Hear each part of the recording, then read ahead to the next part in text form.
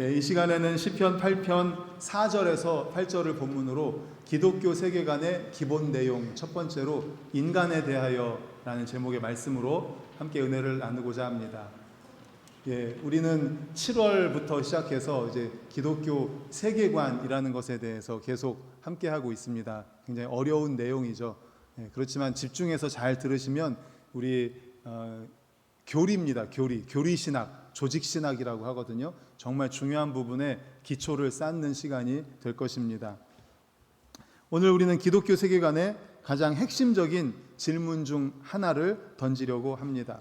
그것이 무엇인가 하면 인간이란 무엇인가? 인간에 대한 이야기를 오늘 하려고 합니다.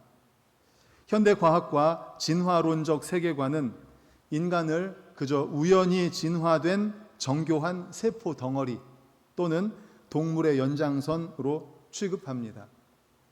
물질이 전부라고 믿는 세상에서 인간의 가치는 그가 가진 능력과 생산성으로 평가받습니다. 그래서 돈을 벌지 못하거나 건강을 잃거나 사회에 기여하지 못하면 인간의 가치는 바닥으로 떨어집니다. 이것이 세상이 말하는 서글픈 인간관입니다. 그러나 오늘 본문에서 시편 기자인 다윗은 광활한 저 하늘에 밤하늘의 우주를 바라보면서 하나님께 감격하여 이렇게 말합니다. 우리 4절 다 같이 화면 보고 읽겠습니다. 시작. 사람이 무엇이기에 주께서 그를 생각하시며 인자가 무엇이기에 주께서 그를 돌보시나이까. 아멘. 하나님, 사람이 뭐라고 하나님께서 그 사람을 그렇게 생각을 하십니까? 하나님, 사람이 뭐라고 하나님께서 사람을 그렇게 돌보십니까?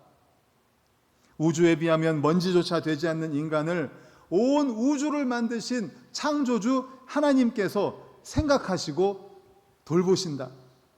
그러한 고백 속에 기독교 세계관의 인간관이 들어 있습니다. 성경은 인간을 결코 물질의 우연한 산물, 우연히 만들어진 물질적인 존재로 생각하지 않습니다. 절대로 성경은 그렇게 이야기하지 않습니다. 하나님의 위대한 걸작품으로 봅니다. 그래서 오늘 본문을 통해서 성경이 말하는 인간의 진짜 모습에 대해서 두 가지 큰 대지를 가지고 함께 살펴보도록 하겠습니다. 첫 번째, 한번 따라해 보겠습니다. 인간은 영혼과 육체로 이루어져 있습니다. 영혼과 육체로 이루어져 있습니다. 이것이 바로 첫 번째 대지입니다. 인간은 영혼과 육체로 이루어져 있습니다. 기독교 세계관이 말하는 인간은 이 육체, 물질적인 육체와 비물질적인 영혼이 신비롭게 결합한 통전적인 존재입니다. 창세기 2장 7절 다 같이 읽겠습니다. 화면 보고 시작. 여호와 하나님이 땅의 흙으로 사람을 지으시고 생기를 그 코에 불어넣으시니 사람이 생명이 되니라. 아멘. 여호와 하나님이 땅의 흙으로 사람을 지으셨다고 말합니다. 여기 땅의 흙이라는 그 히브리 원어는 아파르라고 하는데 먼지, 티끌 이런 것을 말합니다. 그러니까 화학적으로 분석하면 인간의 몸은 몇천 원도 안 돼요. 재료는 몇천 원도 안 됩니다. 그러한 가치의 원소들에 불과합니다. 그러나 하나님은 그 보잘것없는 흙으로 우리의 이 정교한 육체를 빚으셨습니다. 인간의 신체, 육체가 얼마나 대단한지 모릅니다. 정말 대단합니다. 정교합니다. 그리고 그 코에 하나님의 호흡인 생기를 불어넣었습니다. 이 호흡이 들어갈 때 인간은 비로소 생령이라고 그랬죠. 살아있는 영적인 존재, 생령, 살아있는 영적인 존재가 되었습니다. 동물도 흙으로 만들었습니다. 그런데 하나님의 호흡을 직접 공급받아서 영과 육이 결합한 존재는 오로지 인간밖에 없다는 사실입니다.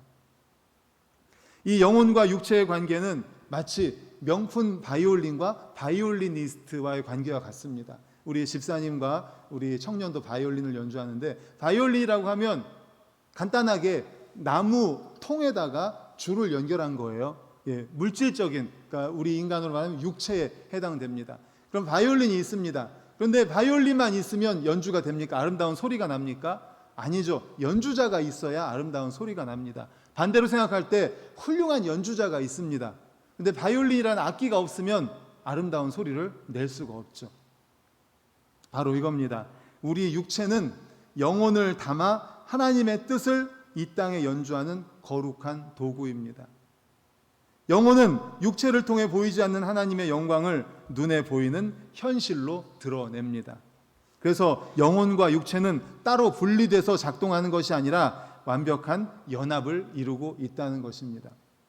기독교 세계관의 이 균형을 붙잡지 못하면 인류 역사 속에서 늘 두 가지 극단에 처했습니다. 그러니까 영혼과 육체에서 이 두 가지를 균형을 이루어야 되는데 육체만 강조하다 보면은 이 물질주의적인 오류에 빠지게 됩니다. 영혼만 강조하다 보면은 영지주의라는 그러한 오류에 빠지게 됩니다. 첫 번째로 육체만을 전부로 보는 물질주의적인 오류입니다. 현대 무신론 사상은 인간에게 영혼이란 없으며 뇌의 화학 반응, 이 뇌의 화학 반응이 마음의 전부라고 말합니다. 그래서 육체가 끝이기 때문에 살아있는 동안 육체의 쾌락, 육체의 본능만을 쫓는 짐승 같은 삶을 정당화합니다. 이게 육체와 영혼이 균형을 이루어야 되는데 육체 쪽에, 물질주의 쪽에 너무 극단으로 치닫다 보면 이러한 오류에 빠진다는 거예요. 반대로 영혼만을 너무 강조하면, 육체를 무시하면 영지주의적인 오류에 빠집니다. 영지주의는 영은 거룩하고 이 몸은 악하다는 거예요. 영은 거룩하고 선한데 이 몸은 악하다는 겁니다. 그래서 육체를 영혼이 갇혀 있는 감옥이라고 했습니다. 이 육체는 감옥이에요. 악한 감옥. 영혼이 거룩하고 선한 영혼이 갇혀 있는 악한 감옥. 이 오류에 빠지면 육체는 악하기 때문에 육체를 학대하는 금욕주의에 빠집니다. 그리고 어차피 썩어 없어질 육체이니 마음대로 죄를 지어도 상관없다는 방종주의에도 빠지게 됩니다. 성경은 육체와 영혼 모두를 하나님이 창조하신 선한 것으로 보며 둘 다 소중히 여기라고 말씀합니다. 고린도전서 6장 19절 20절 우리 화면 보고 같이 읽겠습니다. 시작. 너희 몸은 너희가 하나님께로부터 받은 바 너희 가운데 계신 성령의 전인 줄을 알지 못하느냐. 너희는 너희 자신의 것이 아니라 값으로 산 것이 되었으니 그런즉 너희 몸으로 하나님께 영광을 돌리라. 아멘. 19절을 다시 한번 보여주십시오. 우리 몸은 우리가 하나님께로부터 받은 바 우리 가운데 계신 성령의 전이라는 것입니다. 성령, 거룩하신 영, 삼위일체 하나님, 성부, 성자, 성령, 그 성령님이 우리 안에 계시다는 거예요. 그러니까 우리 몸이 얼마나 소중한 겁니까? 성전, 성령님이 계신 성전이니까 얼마나 소중합니까? 온 우주의 창조주이신 하나님이 우리와 똑같은 피와 살을 가신 육체를 입고 이 땅에 오셨습니다. 그것을 성육신이라고 하죠. 성육신. 육체가 본질적으로 악한 것이라면 하나님이 육체를 입으실 리가 없습니다. 또한 성경이 말하는 최종 구원은 영혼만 둥둥 떠다니는 귀신 같은 상태가 절대로 아닙니다. 예수님이 부활하실 때 어떤 몸을 입으셨어요? 신령한 몸을 입으셨습니다. 예수님이 부활하실 때 신령한 몸을 입고 부활하셨어요. 그래서 제자들에게 내 손을 봐라. 못자국 난 손을 보고 만져보고 허리에 창자국을 만져보아라. 신령한 몸, 부활의 몸을 입고 오셨습니다. 마찬가지입니다. 우리도 마찬가지예요. 나중에 부활할 때에 마지막 날에 썩지 않을 신령한 육체로 부활해서 영과 육이 온전히 회복된 상태로 새 하늘과 새 땅에서 살게 될 것입니다. 성경에서 분명히 말씀하고 있습니다. 그러므로 우리는 영과 육의 건강을 균형 있게 관리하는 청지기가 되어야 합니다. 우리의 영혼을 말씀과 기도로 날마다 깨워야 함과 동시에 하나님이 주신 도구인 이 육체도 거룩하게 만들어가는 우리 모두가 되시기를 간절히 축원합니다. 아멘. 그래서 인간론에 있어서 인간에 대하여 말씀드리는 첫 번째 가장 중요한 특징이 뭐라고 그랬어요? 인간은 영혼과 육체로 만들어졌다는 거예요. 영혼과 육체. 따라해 볼까요? 뭐로요? 영혼과 육체. 영혼과 육체. 극단적으로 육체만 강조하거나 극단적으로 영혼만 강조하면 안 되고 영혼과 육체를 다 함께 생각해야 되는 거예요. 영혼과 육체. 그래서 균형 있게 영혼도 건강하게 육체도 건강하게 유지하고 관리하는 우리가 되어야 합니다. 두 번째 특징입니다. 하나님이 불어넣으신 영혼이 있기 때문에 인간은 동물과 완전히 구별되는 세 가지의 신적 특징, 하나님의 형상을 가지게 됩니다. 우리 본문 5절을 다 같이 화면 보고 읽겠습니다. 시작. 그를 하나님보다 조금 못하게 하시고 영화와 존귀로 관을 씌우셨나이다. 아멘. 하나님보다 조금 못하게 하시고 영화와 존귀로 관을 씌우셨다. 이러한 특징을 이러한 인간에게 있어서 세 가지 특징에 대하여 말씀드리려고 합니다. 첫 번째는 따라하겠습니다. 인격성. 뭐라고요? 인격성. 인격이 있다는 거예요. 인격. 인간은 기계나 본능으로 움직이는 동물이 아니라 지성, 감성, 의지를 가진 인격적인 존재입니다. 하나님이 인격이시기에 그분의 형상을 닮은 우리도 인격성을 가집니다. 이 인격성의 구체적인 증거는 바로 인간에게만 주신 자의식과 자기 결정력입니다. 예, 많이 어려우시죠 오늘? 네, 내용이 많이 어려운데 굉장히 중요한 거예요. 예, 기독교 세계관에 있어서 인간이란 어떤 존재인가, 우리에 대해서 오늘 공부하는 거예요. 예. 그래서 첫 번째로는 영혼과 육체로 되어 있다는 거, 그리고 이 인간에겐 세 가지 특징이 있는데 첫 번째로 인격성이 있다는 겁니다. 인격. 근데 그 인격의 두 가지 특징이 또 있는데 뭐냐면 자의식과 자기 결정력. 따라해 보겠습니다. 뭐요? 자의식과 자기 결정력이 있다는 거예요. 자의식, 자기를 의식하는 거예요. 자기 자신에 대해서 생각하는 거예요. 동물은 자의식이 없습니다. 혹시 뭐 반려견, 고양이 키우시는 분들, 반려견이나 고양이 거울 보여주면 어떻게 해요? 거울 보여주면 나 잘생겼다 하면서 자기 머리를 빗고 뭐 이렇게 뭐 자기를 보고 그럽니까? 아니죠. 걔한테 막 싸우려고 덤벼들어요. 거울 보면서 자기하고 싸우려고 덤벼들어요. 자의식이 없습니다. 동물은 자의식이 없어요. 거울 속의 모습을 자기 상대로 생각해서 막 으르렁거리면서 싸우려고 해요. 그게 동물이에요. 그런데 인간은 자기 자신이란 걸 알고 자기 자신을 볼 줄 알아요. 그리고 자기 자신에 대해서 생각해요. 나는 누구인가? 나는 도대체 어디로 와서 어디로 가는 존재인가? 나는 이 땅에 왜 태어나는가? 왜 태어났는가? 이게 자의식이에요. 자기에 대해서 생각하는 거예요. 내 영혼의 상태를 돌아보고 내 허물을 부끄러워하고 창조주 하나님 앞에 단독자로 서서 나 자신을 대면할 수 있는 자의식, 이것이 바로 영혼을 가진 인간의 특징이라는 겁니다. 자의식, 그리고 두 번째는 뭐가 있다고 그랬어요? 자기 결정력. 이거를 따라해보세요. 자유의지. 예, 인간에게 주신 자유의지가 있다는 겁니다. 동물은 철저히 본능적입니다. 그리고 환경의 영향을 지배를 받지만 인간은 하나님이 주신 자유의지를 따라서 스스로 삶을 선택하고 결정할 수 있는 권리를 가집니다. 나에게 유익이 되는 길이라도 양심에 어긋나면 거부합니다. 거부할 수 있습니다. 그리고 나에게 엄청난 희생이 따른다고 하더라도 이게 하나님의 뜻이라고 하면 내가 그 희생을 감수하고 그 길을 가겠습니다라고 우리가 결정해서 갑니다. 우리는 자유의지가 있습니다. 요즘을 AI 시대라고 하잖아요. 굉장히 AI에 의한 것들이 많이 있습니다. 뭐 식당에 가면은 요즘은 로봇가 와가지고 음식 배달해주고 또 음식 저기도 가져가지 않습니까? 그리고 요즘은 뭐 텔레비전에 보면 로봇 개도 있고 또 사람 모양을 한 로봇가 나와가지고 마라톤도 하고 뭐 등등, 아무튼 AI가 굉장히 발달했습니다. 특히 우리 스마트폰에도 보면 챗 GPT니 제미나이 같은 것도 있고 뭐 또 텔레비전에도 보면은 있잖아요. 근데 제가 말씀을 준비하면서 집에서 실험을 해봤어요. 요즘 저희 집은 진이에요. KT 쓰시는 분들은 진이잖아요. 그래서 진이야 TV 켜줘. TV가 켜졌어요. 그래서 진이야 몇 번 틀어줘. 알아서 잘 해줘요 AI가. 그래서 제가 장난삼아서 이렇게 했습니다. 진이야 사랑해. 그랬더니 진이가 뭐라고 했을까요? 네, 저도 사랑합니다. 그랬을 때 제가 진이가 나를 사랑한대. 너무 감동적이야. 눈물이 나와서 핑 돌았을까요? 네, 전혀 안 그랬죠. 예, 전혀 그렇지 않습니다. 걔는 그냥 프로그램된 거에 따라서 뭐라고 질문하면 뭐라고 대답하게끔 되어 있는 거예요. 자의식에 의해서, 자유의지에 의해서 그렇게 얘기한 게 아닙니다.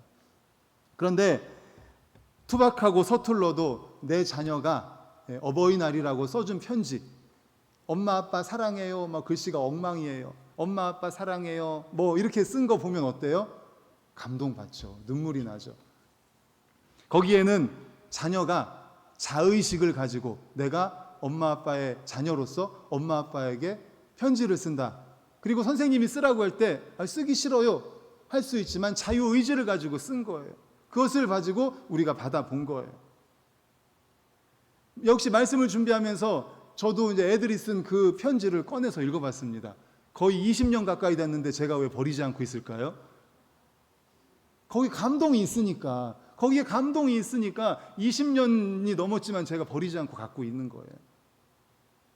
하나님이 우리에게 원하시는 것이 바로 이 인격적인 교제라는 거예요. 할렐루야. 인격적인 교제예요. 기계적으로 프로그램에 돼 있어가지고 그렇게 예배드리는 거 말한 것이 아니라 우리가 자의식을 가지고 이 자리에 나왔어요. 그리고 우리의 자유의지를 가지고 하나님께 예배를 드리는 거예요. 바로 이 인격적인 교제를 원하시는 거예요. 만약 하나님이 우리를 기계로 만들었다면, 프로그램 딱 해놔가지고 죄를 안 짓게 기계로 만들어놨다면 우리에게는 원죄가 없었을 것입니다. 그런데 하나님은 그런 프로그램된 지니 같은 존재로 우리를 만들지 않으셨습니다. 위험을 감수하시면서까지 우리에게 자의식을 주셨고 자유의지, 자기 결정력을 주셨습니다. 왜냐하면 억지로 시켜서 하는 복종에는 아무런 사랑도 인격적인 것도 전혀 느낄 수가 없기 때문입니다. 하나님은 우리가 스스로의 자의식을 가지고 하나님의 은혜를 깨달아서 나의 자기 결정력, 나의 자유의지로 주님 사랑합니다 라고 고백하기를 원하신다는 사실을 믿으시길 간절히 축원합니다. 아멘. 이게 인격적인 교제인 거예요. 이게 인격적인 교제인 거예요. 그러므로 사랑하는 성도 여러분, 하나님이 주신 이 고귀한 인격성을 죄와 정욕을 선택하는데 낭비하지 마십시오. 여호수아가 이렇게 고백했습니다. 여호수아 24장 15절 다 같이 읽겠습니다. 화면 보고 시작. 만일 여호와를 섬기는 것이 너희에게 좋지 않게 보이거든 너희 조상들이 강 저쪽에서 섬기던 신들이든지 또는 너희가 거주하는 땅에 있는 아모리 족속의 신들이든지 너희가 섬길 자를 오늘 택하라. 오직 나와 내 집은 여호와를 섬기겠노라 하니 아멘. 이게 인격성을 가진 여호수아가 자유의지를 가지고 나는 여호와를 섬기겠노라고 지금 고백하고 있는 거예요. 이렇게 선포했던 것처럼 오늘 우리의 자유결정력, 자유의지를 가지고 오직 하나님만을 예배하고 순종하기로 결단하는 복된 인격자들이 다 되시기를 간절히 축원합니다. 아멘. 하나님의 생기를 가진 살아있는 영, 생영인 우리에게 첫 번째 특징이 뭐가 있다고요? 인격성. 그 인격성 안에 자의식과 자유의지가 있다는 거예요.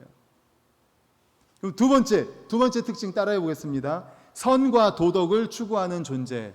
선과 도덕을 추구하는 존재. 우리 인간이 바로 선과 도덕을 추구하는 존재라는 거예요.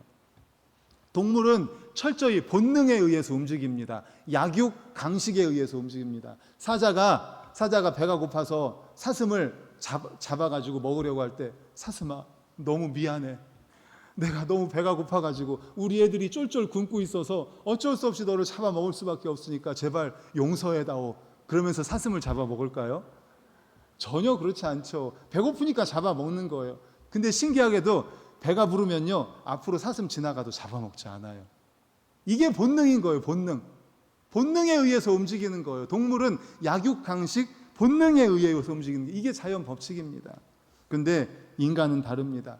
우리 안에 옳고 그름이 있어요. 무엇이 옳은지 무엇이 그른지 판단하는 양심이 있고 도덕적인 기준이 있습니다.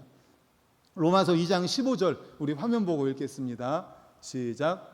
이런 이들은 그 양심이 증거가 되어 그 생각들이 서로 혹은 고발하며 혹은 변명하여 그 마음에 새긴 율법의 행위를 나타내느니라.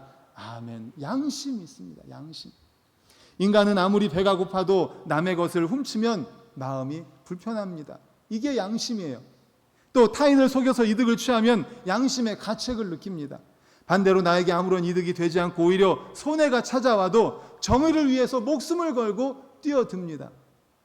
이타성, 도덕성은 진화론적 생존 경쟁으로는 절대 설명할 수 없는 오직 하나님의 선하심을 닮은 영혼을 가진 존재만이 보일 수 있는 독특한 특성입니다. 지난주에 타이타닉 말씀드렸잖아요. 타이타닉 어마어마한 배가 빙산에 부딪혀가지고 반토막이 나고 물속에 빠져듭니다. 그런데 인간이 만약에 본능적인 존재이고 약육강식의 존재라고 한다면 그 구명정에 누가 탈까요? 구명정은 누가 타려고 해요? 모든 사람이 다 타려고 하니까 힘센 사람이 타겠죠. 힘센 남자, 힘센 젊은 남자가 아마 구명정에 다 탈 겁니다. 다른 사람들은 다 물속에 빠뜨리면서 자기가 살겠다고. 그게 본능이잖아요. 내가 살고 남이 죽더라도 내가 사는 게 본능이에요. 그런데 인간은 어떻게 했어요? 여자 먼저, 아이 먼저. 남자들은 물속에 빠져서 다 죽더라도 여자 먼저, 아이 먼저. 이게 바로 선과 도덕을 추구하는 양심을 가진 도덕적인 존재, 바로 우리 인간이 그렇게 하는 거예요. 인간. 생존 본능을 뛰어넘는 고결한 선과 도덕을 추구하는 것, 이것이 바로 우리 안에 영혼이 있고 하나님의 공의로운 성품이 심겨 있다는 증거라는 사실을 믿으시길 간절히 축원합니다. 아멘. 그래서 미가서 6장 8절에도 이렇게 말씀합니다. 미가서 말씀 화면 보고 읽겠습니다. 시작. 사람아, 주께서 선한 것이 무엇임을 내게 보이셨나니 여호와께서 내게 구하시는 것은 오직 정의를 행하며 인자를 사랑하며 겸손하게 대 하나님과 함께 행하는 것이 아니냐. 아멘. 영혼을 가진 우리는 이 땅의 타락한 흐름을 거슬러서 하나님의 선과 도덕을 삶으로 증명해내는 도덕적 청지기가 그러므로 되어야 할 줄로 믿습니다. 아멘. 인격성 그리고 선과 도덕을 추구하는 존재라고 했습니다. 마지막 세 번째 특징은 무엇인가 따라해 보겠습니다. 영원을 갈망하는 존재. 영원을 갈망하는 존재. 영원. 인간은 이 땅의 물질, 돈, 명예, 건강을 다 가져도 여전히 목마름을 느낍니다. 왜냐하면 인간의 영혼은 이 땅의 유한한 것으로는 채워질 수 없도록 창조되었기 때문이에요.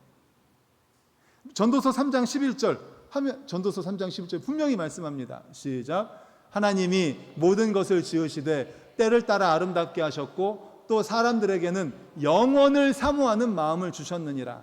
그러나 하나님이 하시는 일의 시종을 사람으로 측량할 수 없게 하셨도다. 아멘. 세 번째 줄에 뭐라고 말씀합니까? 사람들에게 뭘 사모하는 마음을 주셨어요? 영원. 그래서 하나님으로만 채울 수 있는 영적인 공간을 가슴에 품고 우리는 이 땅에 태어났습니다.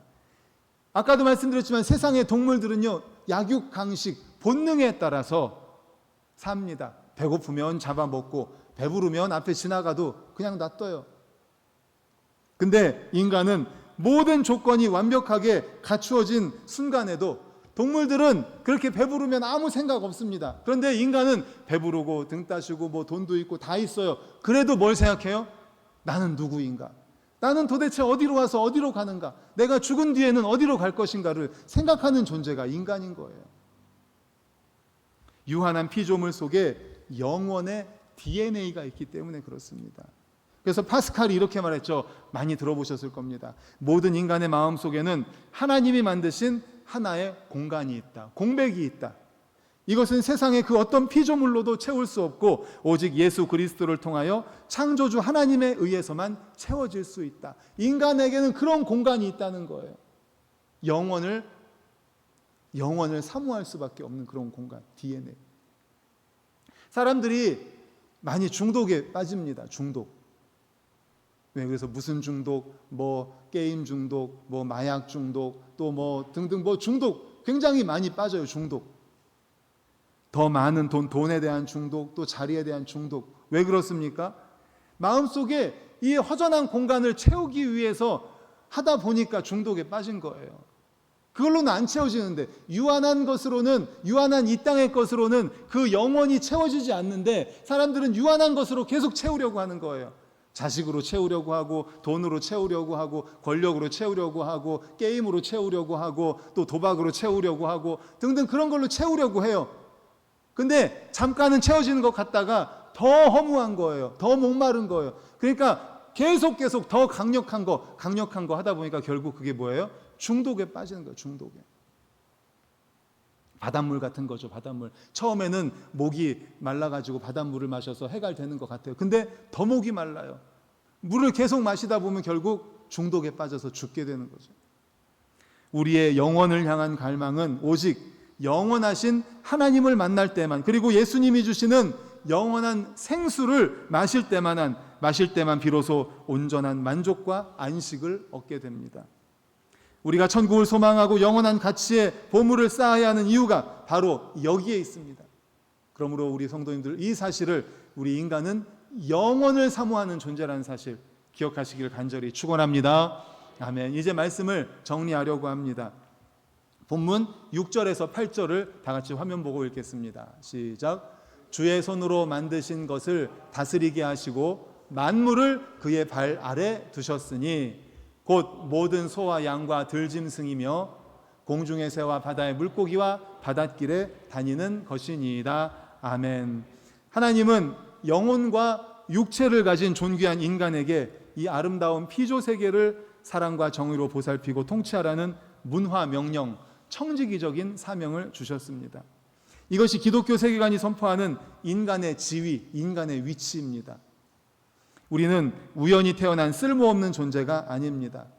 하나님의 호흡이 담긴 영혼을 소유한 존재이고 또 인격성을 가지고 하나님과 교제하는 존재이고 선과 도덕을 행하며 영원한 천국을 바라보는 고귀한 존재입니다. 세상이 우리의 가치를 연봉으로 보고 또 우리의 가치를 아파트 평수로 보고 우리의 가치를 외모로 평가할 때 낙심하지 마십시오. 우리는 우주의 왕이신 하나님의 자녀입니다. 할렐루야. 영화와 존귀로 관을 씌워 주셨습니다. 이제 한 주간 동안 살아갈 때, 그리고 앞으로의 삶 속에서 이 두 가지 꼭 기억하십시오. 오늘 말씀을 통해서 받은 인간의 특징 두 가지. 인간은 뭐로 구성되어 있어요? 영혼과 육체로 구성되어 있다. 우리 인간은 영혼과 육체로 만들어진 거룩한 존재입니다. 그러므로 성령의 전인 이 몸을 해롭게 하지 마십시오. 그리고 영혼을 죄로 더럽히지 마십시오. 두 번째, 우리에게는 세 가지 특징이 있다고 했습니다. 첫 번째 뭐라고 그랬죠?